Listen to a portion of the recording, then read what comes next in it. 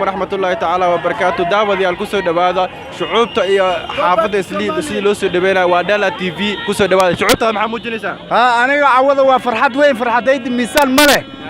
كنت سنة المدحوين لانهن عوض المدحوين أنا اللي وحان ربا مدحوينها وحان كأسكنا فرماجو مسكين كي تاجر كأنه حل ونقض أمدية ودرا همبلية فرحتي كوينة وحن ودري كرمالي الله كقرب قال أنا الله شقينا هديد أن كودرينا وكو فرحني ودنك السفع وهو قامي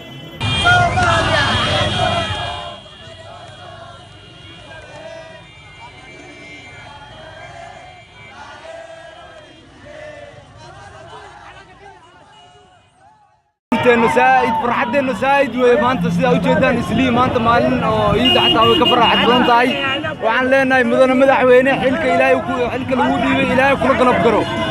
سأوجدان أتقد مانت وحي وفرحسيين حتى عيد سان لو مصبنا نبحو هل كان وحكم وقت مانت مدنيمو سومالي أنولاتو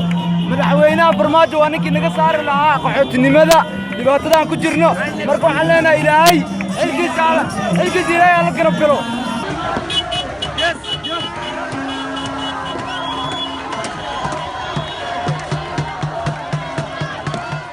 دبينا عنق عير ولقى صومال ماركتي صومال كلشتي بيرنا سبيسيد ديارة بيرو هذا يا أبو ما قياسي كرو فرحة يو غيرة عن دريميو waxaan madaxweynaha cusub ee Soomaaliya waxaan urjeenayaa guul iyo midnimo Soomaaliya run ahaantii ma aaminsan in intaana Soomaaliya ay soo baxayso oo ay u qeyraysan madaxweynaha cusub ee dalkeena hadda loo doortay waxaan rajaynayaa bidilaahi kariim inay soo laabtaan Soomaalida ku dhaqan dibadaha caalamka meel walba ay joogaanba tahriib dambe inuu jiri doono bidilaahi kariim jaad dambe oo la geeyo wadankeena hooyo inay jiri doono baan rajaynayaa bidilaahi kariim noo qabiil wax maanta qaran baan deeqaaya wax qabiil ilaahay ma jirto bidna kale Soomaali xisra run ahaantii waxaan u diray hambaliyo iyo bogaadin iyo inuu ku maamulo wadanka